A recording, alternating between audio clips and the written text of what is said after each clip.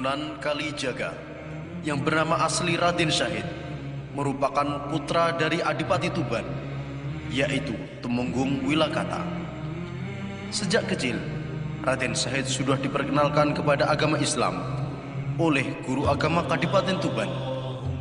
Tetapi karena melihat keadaan sekitar atau lingkungan yang kontradiksi dengan kehidupan rakyat jelata, maka jiwa Raden Syahid pun berontak. Di antara para demang, hanya sampeyan demang yang menyampaikan upeti di bawah jumlah yang diminta. Penduduk kami banyak orang susah, Adipati. Tapi kenapa demang-demang lain mampu mencukupinya? Itu dilakukan dengan cara paksa. Bahkan lebih banyak upetinya yang diambil daripada hasil yang mereka dapat. Kasihan mereka. Tidak ada urusan.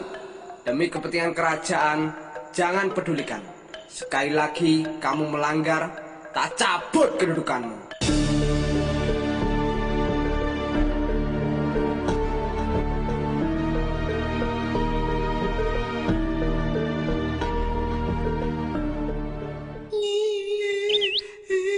Astagfirullahaladzim. Ada apa? Ibu meninggal.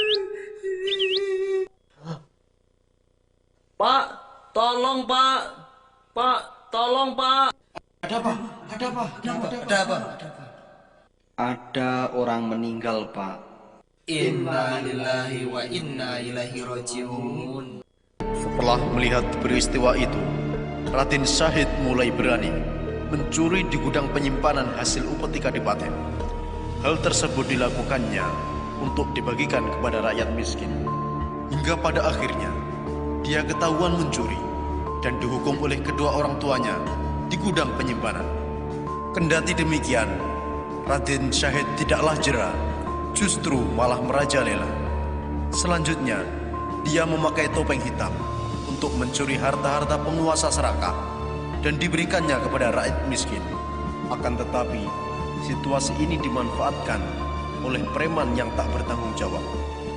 Mereka menyamar sebagai Raden Syahid, menggunakan topeng tersebut, dan melakukan perbuatan yang hina dan keji. Sehingga Raden Syahid pun tertuduh melakukan hal tersebut karena terbongkarnya kedoknya, sehingga mengakibatkan pengusiran dari Kadipaten terhadapnya. Setelah itu, Raden Syahid melakukan pengembaraan dan bertemulah dengan Sunan Bonang.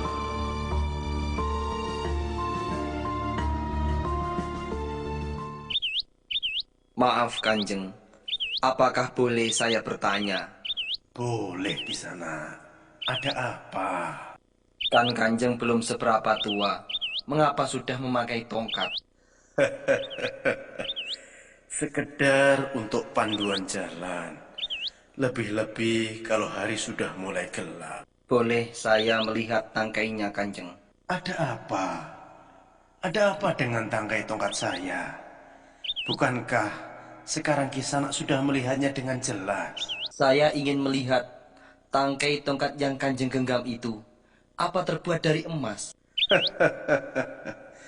Nanti setelah melihat, Kisanak ingin memilikinya. Sebaiknya tidak usah. Nanti timbul keinginan untuk memiliki yang bukan miliknya sendiri. Astagfirullahaladzim. Maaf Kanjeng. Saya tidak menangisi tongkat itu. Tapi lihat, saya telah mencabut nyawa rumput ini. Saya menjadi pembunuh. Betapa besar dosa saya, Kisanak. La ilaha illallah Muhammadur Rasulullah.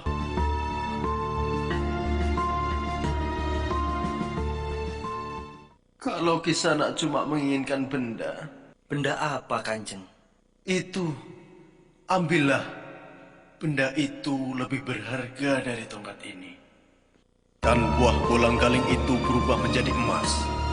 Sehingga Raden Syahid segera mengambilnya sesuai arahan Sunan Bonang. Akan tetapi yang terjadi setelah Raden Syahid memanjat pohon itu, buah pohon itu runtuh tepat di atas kepala Raden Syahid. Sehingga mengakibatkannya jatuh pingsan. Setelah bangun dari pingsannya, Raden Syahid emas yang dilihatnya tadi seketika berubah menjadi buah golang-galing, dan dia segera berusaha untuk mencari orang tua tadi. Dan setelah sekian lama, akhirnya bertemulah Raden Syahid dengan Sunan Bonang di pinggiran sungai. Kanjeng, maaf Kanjeng.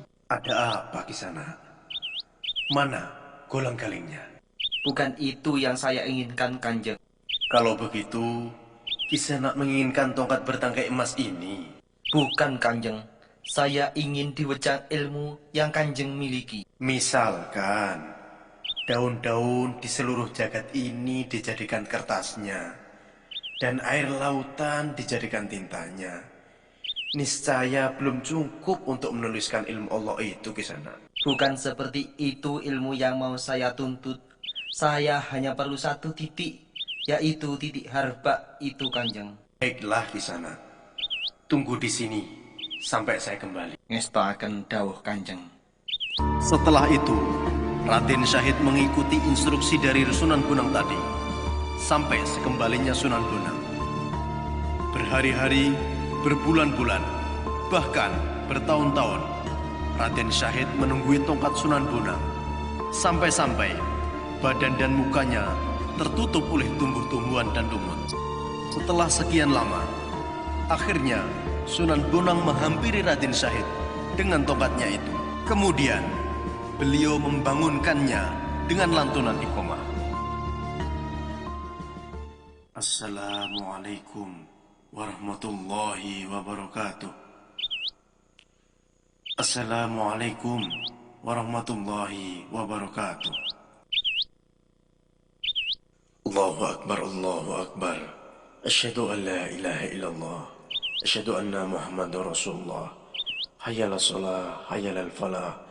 Qad qamatis shalah, qad qamatis shalah. Allahu Akbar, Allahu Akbar. La ilaha illallah.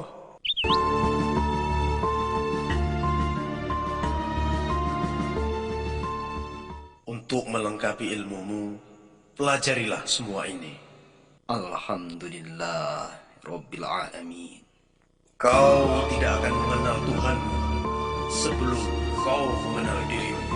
Setelah itu, belajarlah Sunan Kalijaga ilmu-ilmu Turath, terlebih kepada ilmu-ilmu tasawuf dan dakwah. Sebarkanlah agama ini ke seluruh daerah. Tapi ingat, dalam Islam tidak ada paksaan dalam beragama. Berpegang teguhlah kepada Al-Quran dan hadis Nabi Muhammad SAW. Berjalanlah Sunan Kalijaga ke beberapa tempat untuk menyebarkan dakwah ajaran Islam melalui pendekatan budaya.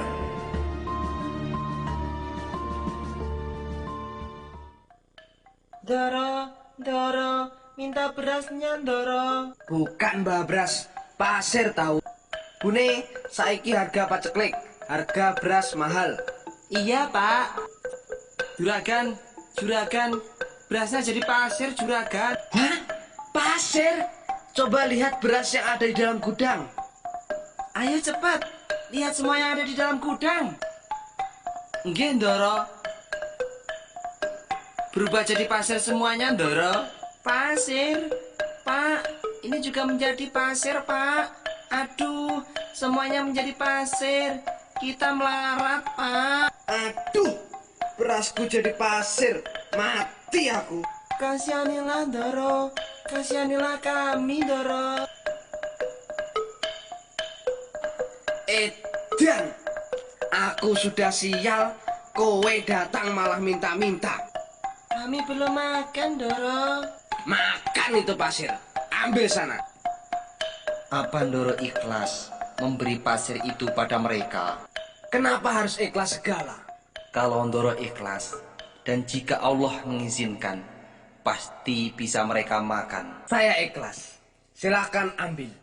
Mau yang di gerobak atau yang di gudang, ambil aja sesukanya. Alhamdulillah. Terima kasih Ndoro. Terima kasih. Dan seketika, pasir itu pun berubah menjadi beras, sehingga dapat dimakan oleh pengemis itu. Dan peristiwa tersebut menyadarkan kepada juragan beras untuk selalu bersedekah, karena di sebagian harta kita itu ada harta orang lain yang harus kita sedekahkan. Itulah dan seterusnya peristiwa dakwah Sunan Kalijaga di tanah Jawa dengan metodenya yang unik tersebut menjadikan Islam tersebar di tanah Jawa dengan mudah dan cepat.